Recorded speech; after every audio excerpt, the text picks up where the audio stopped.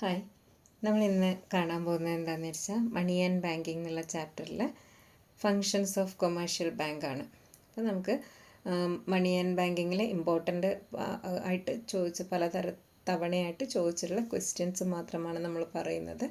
അപ്പോൾ അതിൽ ഏതാണ്ട് ഒരുവിധ എല്ലാ പോർഷൻസും ക്വസ്റ്റ്യനായിട്ട് വന്നത് തന്നെയാണ്. അതുകൊണ്ട് ആ ക്വസ്റ്റ്യൻ മോഡലിൽ ഇടാമെന്നാണ് ചിന്തിക്കുന്നത്. അപ്പം നെക്സ്റ്റ് വരുന്നത് കൊമേഴ്ഷ്യൽ ബാങ്കിൻ്റെ ഫങ്ഷൻസ്. എന്താണ് ഒരു കൊമേഴ്ഷ്യൽ ബാങ്ക് എന്നറിയാം അല്ലേ? Commercial banks are financial institutions set for accepting deposits and advancing loans for general public എന്നാണ്. അതായത് പൊതുജനങ്ങളിൽ നിന്നും നിക്ഷേപങ്ങൾ സ്വീകരിക്കുവാനും അവർക്ക് ലോണുകൾ നൽകുവാനുമായിട്ടുള്ള ധനകാര്യ സ്ഥാപനങ്ങളെയാണ് എന്ത് വിളിക്കുന്നത്? കൊമേഴ്ഷ്യൽ ബാങ്കുകൾ, വാണിജ്യ ബാങ്കുകൾ എന്ന് വിളിക്കുന്നത്. അപ്പോൾ നമുക്ക് ഫങ്ഷൻസ് ഓഫ് കൊമേഴ്ഷ്യൽ ബാങ്ക് കാണാം. കൊമേഴ്ഷ്യൽ ബാങ്കിൻ്റെ ഫങ്ഷനുകളെ, അതായത് ആദ്യം നമ്മൾ പറഞ്ഞിരിക്കുന്നത് ഫങ്ഷൻസ് ഓഫ് കൊമേഴ്ഷ്യൽ ബാങ്കിൽ commercial banks are institutions for accepting deposits and advancing loans എന്നാണ് പറഞ്ഞിട്ടുള്ളത് അല്ലേ? അപ്പോൾ ഇനി ഇതിൻ്റെ functions, ധർമ്മങ്ങളാണ്. The functions of commercial banks fall under 3 categories. 3 category ആയിട്ടാണ് കൊമേഴ്ഷ്യൽ ബാങ്കിൻ്റെ ഫങ്ഷൻസിനെ പറയുന്നത്. അതിൽ the first one is primary functions. ഒന്നാമത്തെ ധർമ്മം എന്ന് പറയുന്നത് പ്രാഥമിക ധർമ്മങ്ങൾ എന്നാണ് അറിയപ്പെടുന്നത്. രണ്ടാമത്തേത് സെക്കൻഡറി ഫങ്ഷൻസ്. മൂന്നാമത്തേതിനെ ഡെവലപ്മെൻറ്റൽ ഫങ്ഷൻ എന്നാണ് വിളിക്കുക. അപ്പോൾ പ്രൈമറി ഫങ്ഷൻസ് എന്ന് പറയുന്നത് ഏറ്റവും ഇമ്പോർട്ടൻ്റ് ആയിട്ടുള്ള ഫങ്ഷനാണ്. അപ്പോൾ പ്രൈമറി ഫങ്ഷൻസിന് വീണ്ടും 4 തരംതിരിച്ചിരിക്കുന്നത്.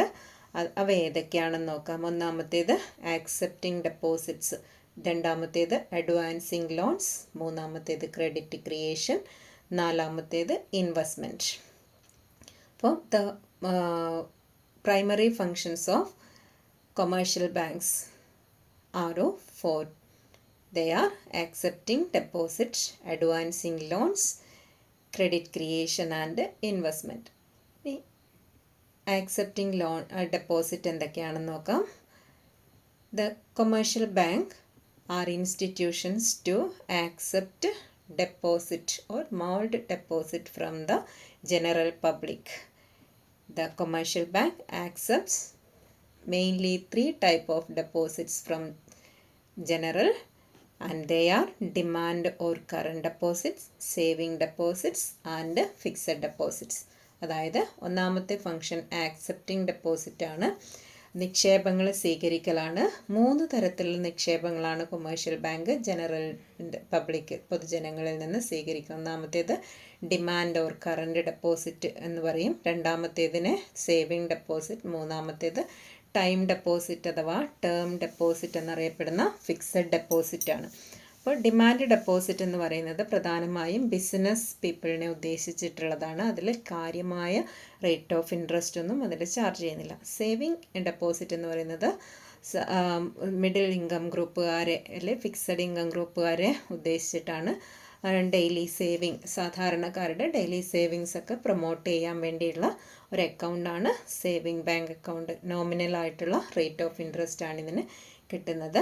ഫിക്സഡ് അഥവാ ടൈം ഡെപ്പോസിറ്റ് എന്ന് പറയുന്നത് ഒരു നിശ്ചിത കാലയളവിലേക്ക് ബാങ്കിൽ കൊണ്ടുപോയി പണം നിക്ഷേപിക്കുകയും ആ കാലയളവിന് ശേഷം പിൻവലിക്കാൻ പറ്റുകയും ചെയ്യുന്ന ഡെപ്പോസിറ്റുകളെയാണ് ടേം ഡെപ്പോസിറ്റ് അഥവാ ടൈം ഡെപ്പോസിറ്റ് എന്നും ഫിക്സഡ് ഡെപ്പോസിറ്റ് എന്നൊക്കെ അറിയപ്പെടുന്നത്. അപ്പോൾ there are 3 important types of deposits schemes. They are demand or current deposit, fixed deposit and saving deposit. Okay, ഇനി രണ്ടാമത്തെ ഫങ്ഷൻ എന്ന് പറയുന്നത്, രണ്ടാമത്തെ പ്രൈമറി ഫങ്ഷനായിട്ട് അഡ്വാൻസിങ് ലോൺസ്. അപ്പോൾ അഡ്വാൻസിങ് ലോൺസ് എന്ന് പറഞ്ഞാൽ എന്താണ്? ലോണുകൾ നൽകലാണ് അല്ലേ? പ്രധാനമായും 2 തരത്തിലുള്ള ലോണുകളാണ് കൊമേഴ്ഷ്യൽ ബാങ്ക് ജനങ്ങൾക്ക് കൊടുക്കുന്നത്. ഒന്നാമത്തേത് ഷോർട്ട് ടേം അഥവാ കോൾ ലോൺസ് എന്ന് പറയും, രണ്ടാമത്തേത് മീഡിയം ടേം ലോണുകളും കൊടുക്കുന്നുണ്ട്. ഷോർട്ട് ടേം ലോൺ എന്ന് പറയുന്നത് 1 മുതൽ 14 ദിവസത്തേക്ക് കൊടുക്കുന്നത്, അതായത് ജസ്റ്റ് ഒരു നോട്ടീസ് ഇഷ്യൂ ചെയ്യുന്നതിലൂടെ ബാങ്കുകൾക്ക് തിരിച്ചു വാങ്ങാൻ പറ്റുന്ന ലോണുകളെയാണ് ഷോർട്ട് ടേം അഥവാ കോൾ ലോൺസ്. ഇതും പ്രധാനമായും ബിസിനസ് പീപ്പിളിന് അതേപോലെ ബാങ്കിൻ്റെ വളരെ റിലയബിൾ വിശ്വാസ്യതയാർന്ന ആൾക്കാർക്ക് മാത്രമേ ഈ short term loan കൊടുക്കാറുള്ളൂ.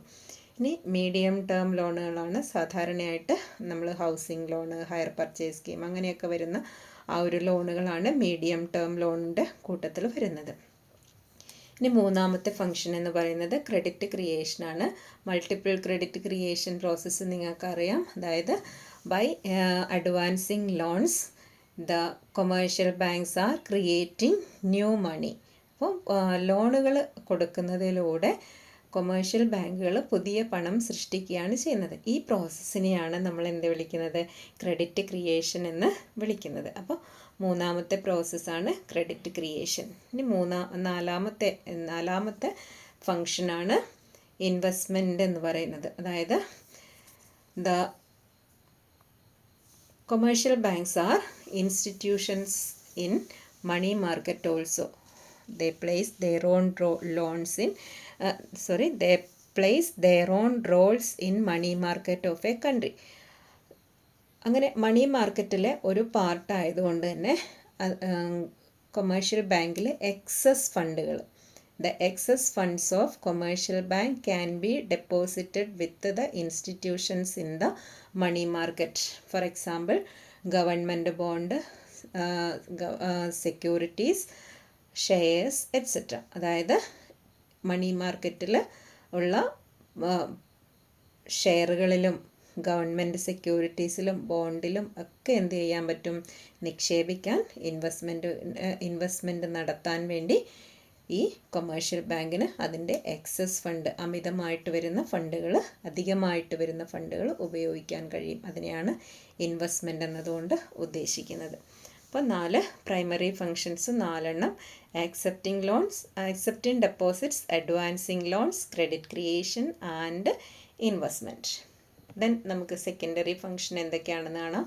The secondary function fall under 2 categories. Secondary ഫങ്ഷനെ 2 കാറ്റഗറിയിലാണ് ഉൾപ്പെടുത്തിയിരിക്കുന്നത്. അത് ഒന്ന് ഏജൻസി ഫങ്ഷൻ എന്ന് പറയും, രണ്ടാമത്തേതിനെ മിസലേനിയസ് ഫങ്ഷൻസ് എന്നാണ് പറയുക. ഏജൻസി ഫങ്ഷൻ എന്ന് പറയുന്നത് the functions that commercial bank play as a agent of its customer. അതായത് അതിൻ്റെ കസ്റ്റമേഴ്സിൻ്റെ ഏജൻറ്റ് എന്ന നിലയിൽ കൊമേഴ്ഷ്യൽ ബാങ്ക് പ്ലേ ചെയ്യുന്ന റോളുകളെയാണ് ഏജൻസി ഫങ്ഷൻ എന്ന് വിളിക്കുന്നത്. ഇത് കൂടാതെയുള്ള ഫങ്ഷനുകളെയാണ് മിസലേനിയസ് അഥവാ പല വക ഫങ്ഷനുകൾ എന്നതുകൊണ്ട് ഉദ്ദേശിക്കുന്നത്. അപ്പോൾ ഏജൻറ്റ് എന്ന നിലയിൽ എന്തൊക്കെയാണ് ചെയ്യുന്നതെന്ന് നോക്കാം. As an agent of customer, commercial bank transfer funds, collects money and collects dividends and pay bills, premium etcetera. അതായത് കൊമേഴ്ഷ്യൽ ബാങ്ക് അതിൻ്റെ കസ്റ്റമറുടെ ഏജൻറ്റ് എന്ന നിലയിൽ ഒരു സ്ഥലത്ത് നിന്നും വേറൊരു സ്ഥലത്തേക്ക് ഫണ്ട് ട്രാൻസ്ഫർ ചെയ്യാൻ പറ്റും. അതായത് നമുക്ക് പണം കൊണ്ടു കൊടുക്കേണ്ട, നമ്മുടെ അടുത്തുള്ള നിയറസ്റ്റ് ബാങ്കിൽ ഡെപ്പോസിറ്റ് ചെയ്തിട്ട് നമുക്ക് എവിടെയാണോ ആ പണം എത്തിക്കേണ്ട അവിടേക്ക് എന്ത് ചെയ്യാൻ പറ്റും? ബാങ്ക് പണം എത്തിക്കും. അതിനെയാണ് ട്രാൻസ്ഫർ ഓഫ് ഫണ്ട് എന്നതുകൊണ്ട് ഉദ്ദേശിക്കുന്നത്. ഈ കളക്ഷൻ ഓഫ് മണി എന്ന് പറയുന്നത് ഇതേപോലെ തന്നെ നമ്മുടെ പേരിലേക്ക് വരുന്ന പണം, കസ്റ്റമറുടെ പേരിലേക്ക് വരുന്ന പണം ഇത് കളക്ട് ചെയ്ത് സൂക്ഷിക്കുകയും ചെയ്യുന്നു എന്നുള്ളതാണ്. ദെൻ ചെക്കൊക്കെ കളക്ഷന് പോവില്ലേ, അപ്പോൾ ചെക്കൊക്കെ ഇഷ്യൂ ചെയ്ത് കഴിഞ്ഞാൽ ആ ചെക്ക് മാറി വരുന്ന ആ പണമൊക്കെ ബാങ്ക് സൂക്ഷിക്കും. അപ്പോൾ നമ്മൾ ആ സമയത്ത് നമുക്ക് സൗകര്യാർത്ഥം പോയെടുത്താൽ മതിയാവും. അതാണ് കളക്ഷൻ ഓഫ് മണി എന്നതുകൊണ്ട് ഉദ്ദേശിക്കുന്നത്. ദെൻ കളക്ട് ഡിവിഡൻസ്, അതായത് മണി മാർക്കറ്റിൽ കസ്റ്റമേഴ്സ് ഡെപ്പോസിറ്റ് ചെയ്യുന്ന അല്ലെ മണി മാർക്കറ്റിൽ അല്ലെ വിവിധ തരത്തിലുള്ള ബോണ്ടുകളിലും ഷെയറുകളിലൊക്കെ ഒരു കസ്റ്റമർ ഡെപ്പോസിറ്റ് ചെയ്യുന്ന ആ ഒരു ഇതിനുള്ള ഡിവിഡൻഡ് ഇനത്തിൽ അല്ലെങ്കിൽ ഷെയറുകളൊക്കെ എന്ത് ചെയ്യാം, ഷെയറുകളൊക്കെ ആയിട്ട് വരുന്ന അതിൻ്റെയൊക്കെ പ്രോഫിറ്റ് ഒക്കെ എന്ത് ചെയ്യുന്നു, കളക്ട് ചെയ്ത് ബാങ്ക് സൂക്ഷിക്കുന്നു എന്നുള്ളതാണ്. അപ്പോൾ കളക്ട്സ് ഡിവിഡൻസ്. ദെൻ പേ ബിൽസ്, പ്രീമിയം എറ്റ്സെട്ര. അതായത് നമ്മളിപ്പോൾ ടെലിഫോൺ ബില്ലടയ്ക്കാൻ അല്ലെങ്കിൽ കേബിൾ ബില്ലടയ്ക്കാനൊക്കെ എന്ത് ചെയ്യുന്നു, UPI വഴിയും അതൊക്കെ ഫോൺ പേ, ഗൂഗിൾ പേ ഒക്കെ ചെയ്യുമ്പോൾ എന്താണ് ചെയ്യുന്നത്, നമ്മുടെ ബാങ്കാണ് അടക്കുന്നത് അല്ലേ. നമ്മളിവിടെ നിന്ന് മെസ്സേജ് പാസ് ചെയ്യുമ്പോൾ ബാങ്കാണ് ഇവിടെ ഫണ്ട് അവിടെ അടയ്ക്കുന്നത്. അതിനെയാണ് പേ ബിൽസ് എന്ന് പറയുന്നത്. പിന്നെ LIC പ്രീമിയം അങ്ങനെയുള്ള ഇതൊക്കെ നമുക്ക് എന്ത് ചെയ്യാൻ പറ്റും, നമുക്ക് നമ്മുടെ ഫോണിലൂടെ നമ്മൾ മെസ്സേജ് കൊടുക്കുമ്പോൾ എന്ത് ചെയ്യുന്നു, നമ്മുടെ ബാങ്ക് നമ്മുടെ പേരിൽ അടയ്ക്കുകയാണ് ചെയ്യുന്നത്. അപ്പോൾ ഒരു ഏജൻറ്റ്, കസ്റ്റമറുടെ ഏജൻറ്റ് എന്ന നിലയിൽ പ്രധാനമായും നടത്തുന്ന 4 ഫംഗ്ഷനുകളാണ്. 1 transfer of fund, 2 collection of money, 3 collect dividends and the 4th one is pay bills, premium etcetera. ഇനി നമ്മുടെ മിസലേനിയസ് ഫങ്ഷൻസ്, പലതരം ധർമ്മങ്ങളാണ്, അല്ലെ പല വക ധർമ്മങ്ങളാണ്. ഒന്നാമത്തേത് purchase and sale of foreign currency.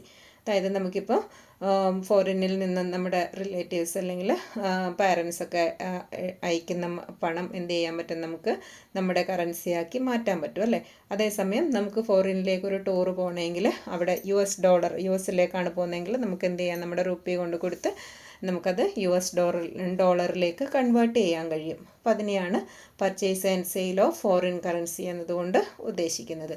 ഇനി രണ്ടാമത്തേത് ഇഷ്യൂ ഓഫ് ചെക്സ് ആണ്. അതായത് ഒരു അക്കൗണ്ട് തുടങ്ങുമ്പോൾ ചെക്ക് ബുക്കുകൾ കൊടുക്കുന്നു അല്ലേ, പലതരത്തിൽ ചെക്കുകൾ തന്നെ. ഓർഡിനറി ചെക്ക് ഉണ്ട്, ക്രോസ്ഡ് ചെക്ക് ഉണ്ട്, ഗിഫ്റ്റ് ചെക്ക് ഉണ്ട് അല്ലേ.